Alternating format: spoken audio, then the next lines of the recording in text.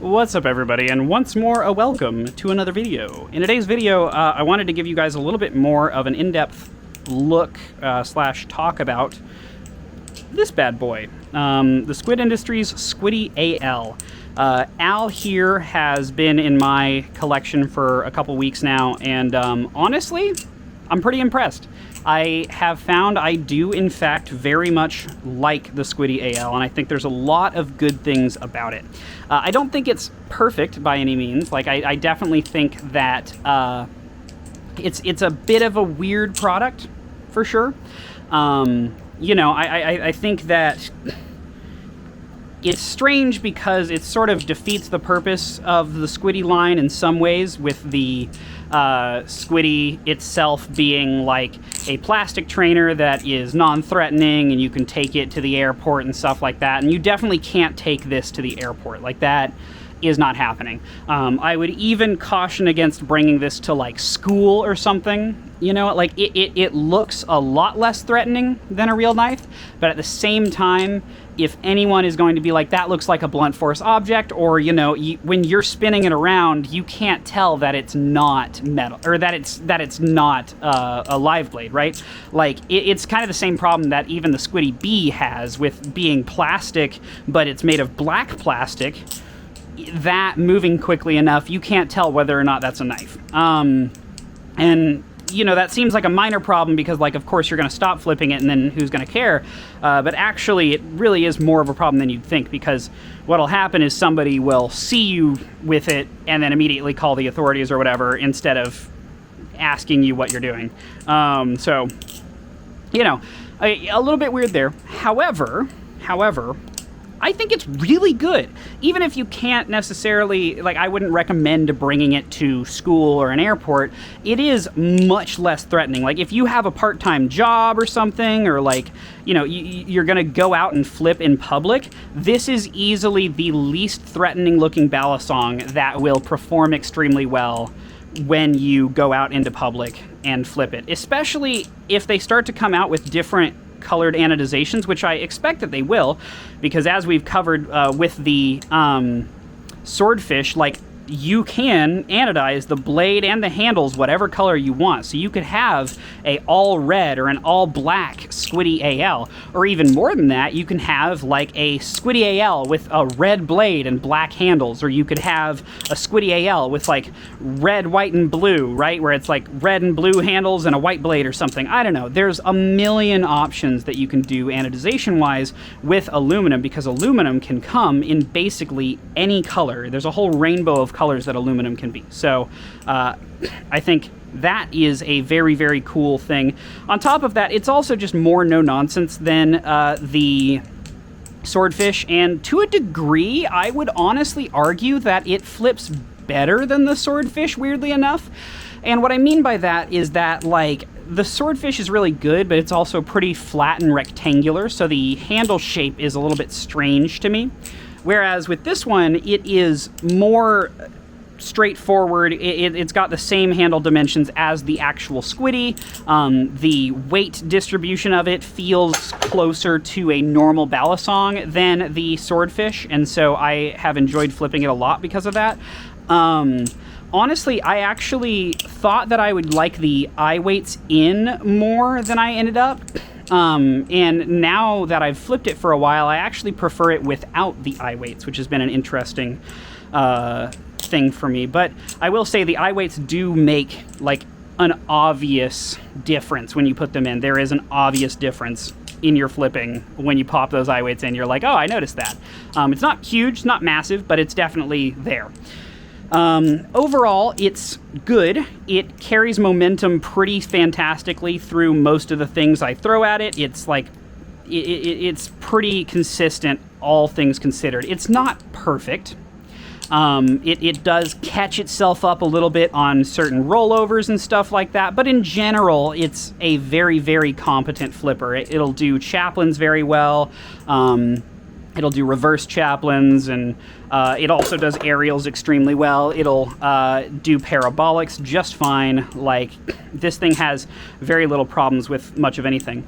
To speak on its pivot system, you know, it runs off of washers not bushings, which for this price point, I think is extremely reasonable. And the other thing of that is that I think it's very unnecessary after a certain point to even have bushings, because you really don't need them, especially with this Balisong. Like, a little bit of lube on this has gone a long way. I've lubed this thing maybe once or twice since I've had it, and it's been running on washers only exclusively.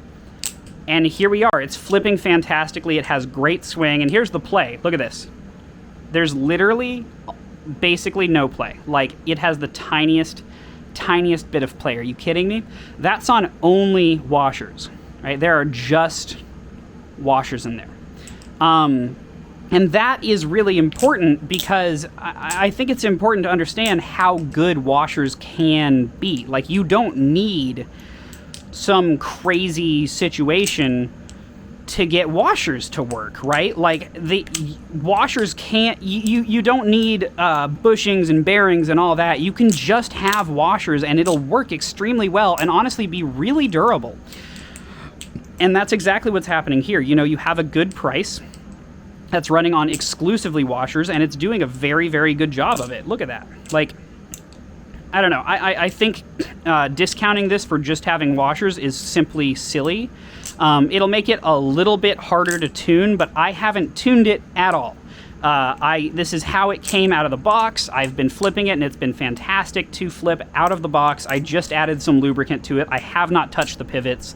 And honestly, if you buy one of these, I would also encourage you not to touch the pivots, because at least at first, you know, you really want to get as much as you can out of that factory tune. Once you're past that factory tune, once it starts to be a little bit loose or whatever, then you can go in and touch the pivots, but make sure that you're Loctiting those pivots, because with washers, Loctite is especially important. I guarantee you, out of the factory, these are probably pretty damn Loctited. If I tried to disassemble this thing, it would probably be a little bit difficult at first.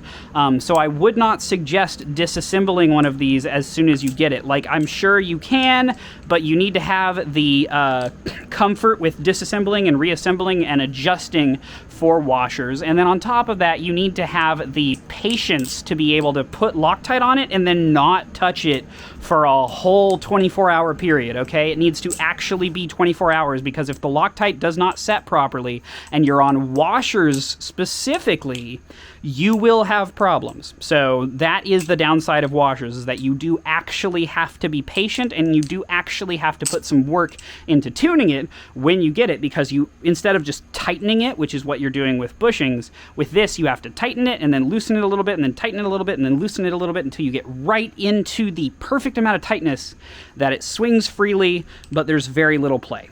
So yeah, that is the only real issue with washers. But otherwise, I really do enjoy this thing. I will say that the eye weights proved to be a little annoying to install and remove. Both Brandon and I had a huge problem with installing and removing those eye weights. I don't know if this has to do with Squid Industries and their like the tapping of these holes, or if it has to do with the eye weights themselves, and if Squid Industries is either manufacturing their own eye weights, or if Squid Industries is buying the eye weights from somewhere, because they're just little set screws. So if Squid Industries is sourcing those set screws, it is possible that the set screws don't have the tightest tolerances, and therefore you run into issues when you're trying to fit them into this tapped hole. So it's either the actual holes themselves or it's the screws. I don't know which. However, there is a tolerance mismatch, which has led to both me and Brandon essentially stripping the tool that this Balisong came with. The little tool that it came with, it stripped the eye weights for both me and Brandon, and to actually get the eye weights in and out of here, it's funny. I asked Brandon, like, oh, have you had trouble with that? And he was like, yeah, I ended up having to use my iFixit toolkit to like get the eye weights in. And I was like, oh my God, I had to do the same thing. I had to use my iFixit toolkit to get the eye weights in and out. So yeah, you have to use a better tool than the one that they send you, because the one that they send you is pretty cheap quality, and it bends really easily and it strips really quickly, whereas the one from iFixit, or just like a better set of Allen wrenches, will probably help you a lot more. And yeah, that was a real problem, is that it was like really, really hard to get the eye weights in and out of this thing. And I have a feeling if I did it enough, then it would probably be less hard. And the fact that it is sort of hard, you know, it should be a little bit hard to do, because that means that it's going to keep the eye weight in there for longer.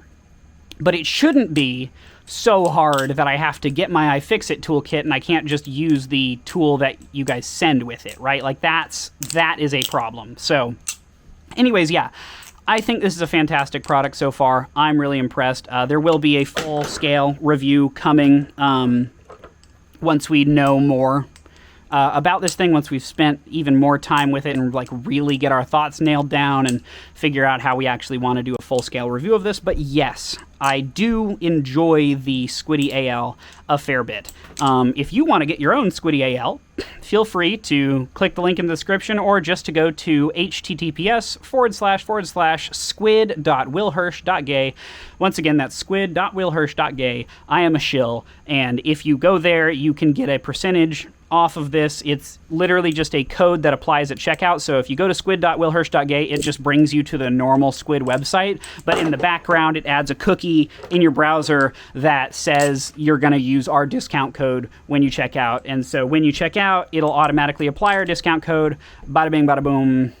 There you go. Now you're getting a discount on a Squid Industries product. So yeah, that's pretty much it.